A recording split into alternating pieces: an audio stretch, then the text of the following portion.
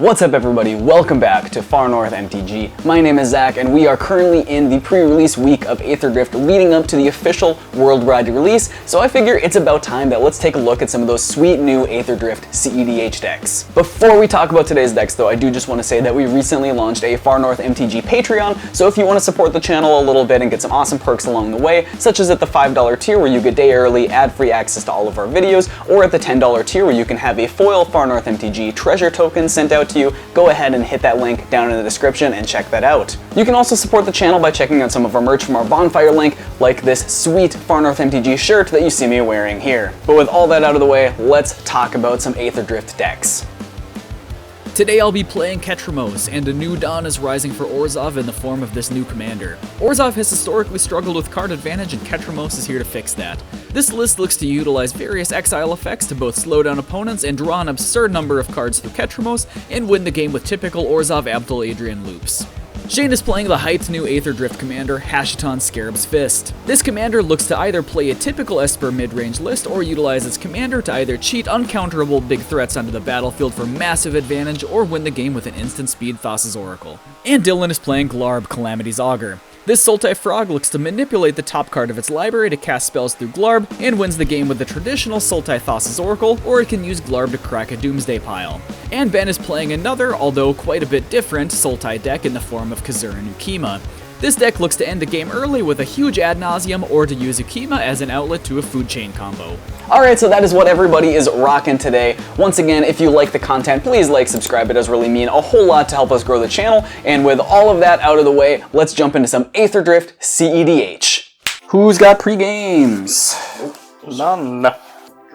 Pay 2 life for a Watery Grave, and I will pass. Draw for turn. A Flooded Strand is my land for turn. I will play a Chrome Mox. I'm gonna imprint Parallax Wave. I'm gonna play a Mox Opal, and I'm gonna pass the turn. Sweet, I will draw.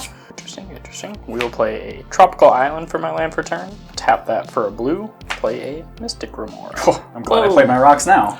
In response to the Remora, I'm gonna pay a black to Vamp Tutor. Ooh, I have a response to that. I'm gonna crack my Flooded Strand, going to 39.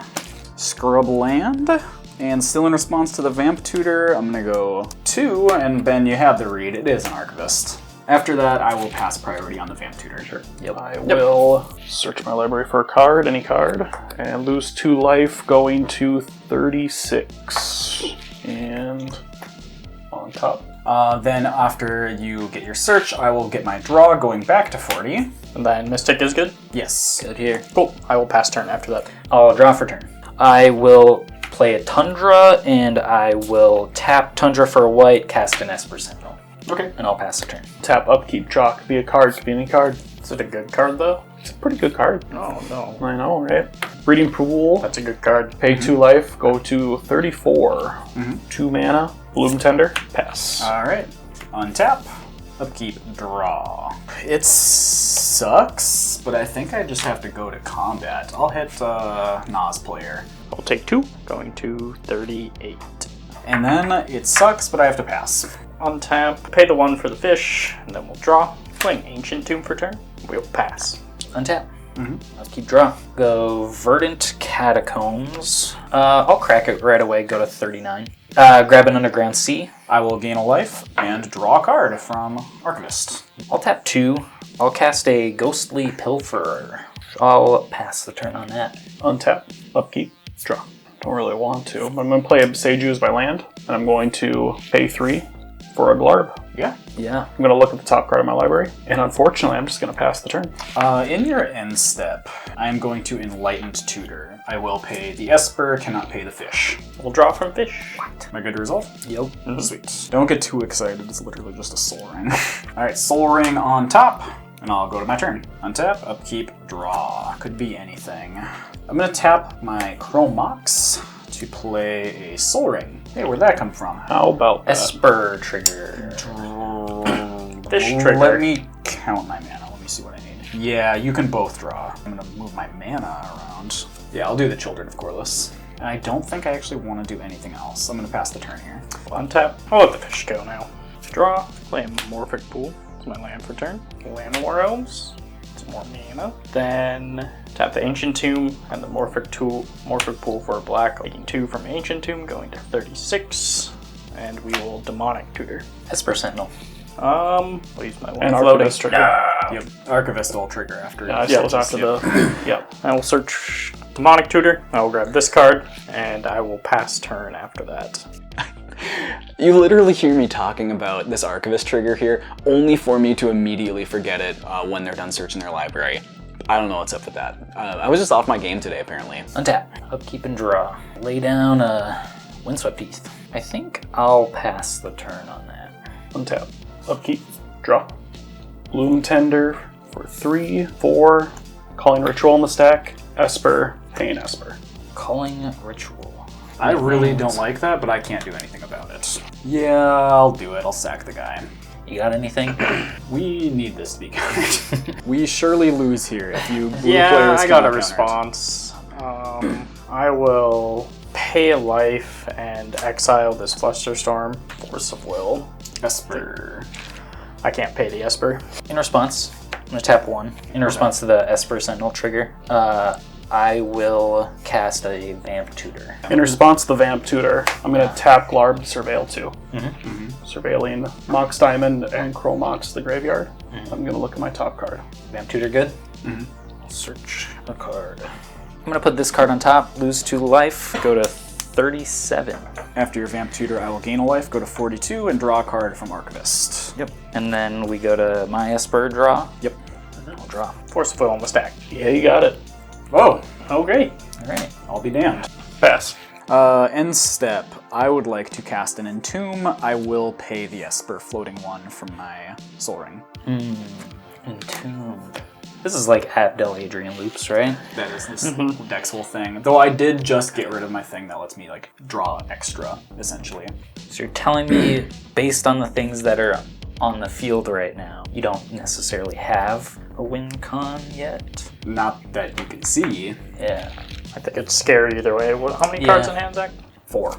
Were you passing? I pass priority. I'm just saying I don't know if that Entomb is scary or not, but I think it is. Yeah. I mean, you can always counter the enchantments too. Nah, that's fine. Well, sure, yeah, that's... I don't know. Sure, just do it. Just do it. Final answer. Final answer. So Abdel Adrian to the yard. I will go to my turn. I'll put my Entomb in the yard also. Untap, upkeep, draw. Play a Phyrexian Tower as my land for turn. I'm going to float a colorless from my Soul Ring. I'm going to cast a Zulaport Cutthroat. Sure, yeah. Let's use a black. And the colorless? Yes, and the colorless. Cast a Demonic Tutor. Esper Sentinel, I will not pay. I'll draw. Demonic Tutor, huh? Go for it. So off of Demonic Tutor, I'll get this card, and I would like to promptly cast a Silence. Damn it, I knew it. I have no response. Yeah, I'll respond. Yep. Swan Song. You can Swan Song that. I will get a 2/2 bird.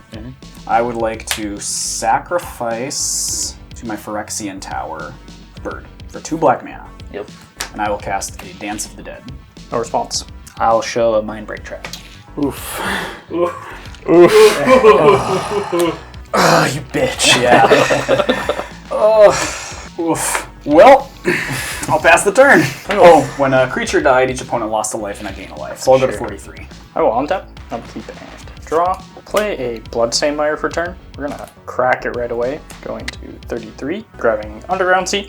Archivist, I'll gain a life going to 44. Draw a card. Underground Sea for 2 blue. Casting a Thassa's Oracle, holding priority for 1 black. Casting a Demonic Consultation, naming Thassa's. Oh, Esper trigger.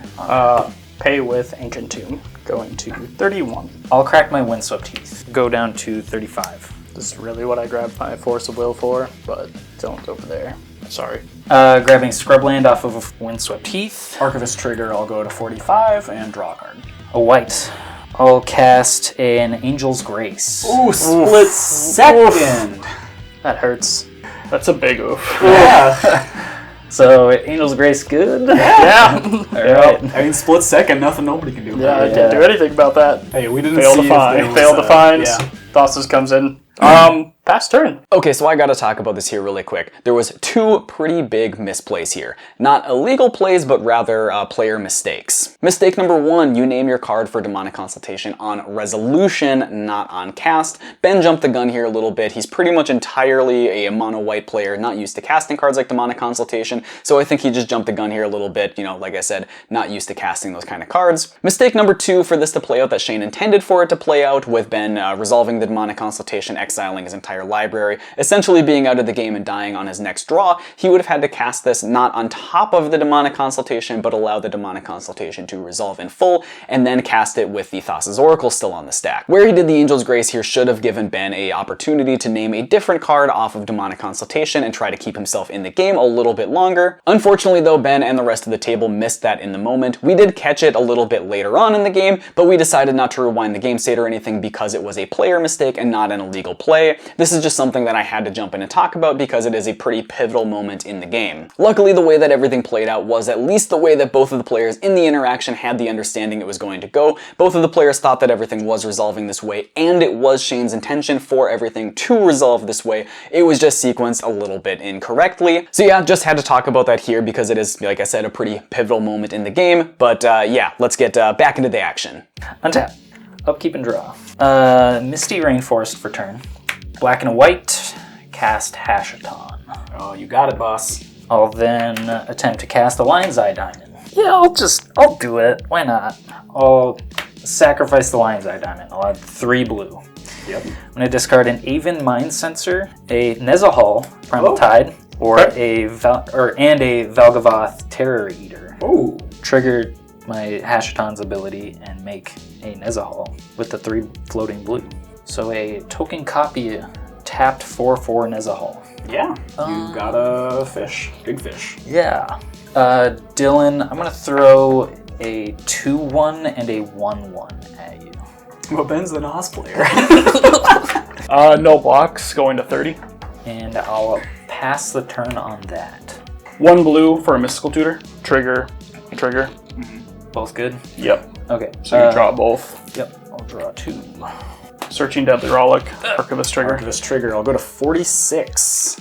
And draw a card. Casting Deadly Relic, targeting Nezahal token. Draw Nezahal. Yeah.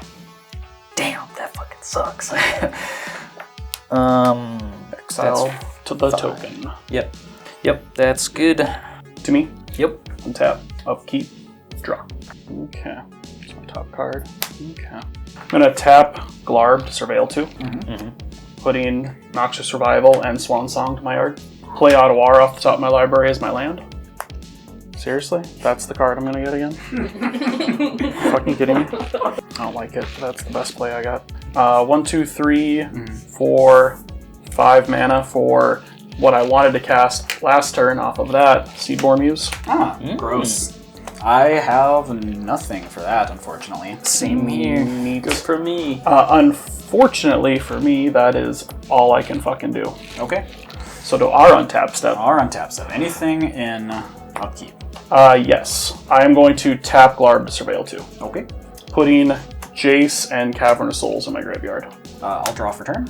I'm going to attempt to play a Grand Abolisher.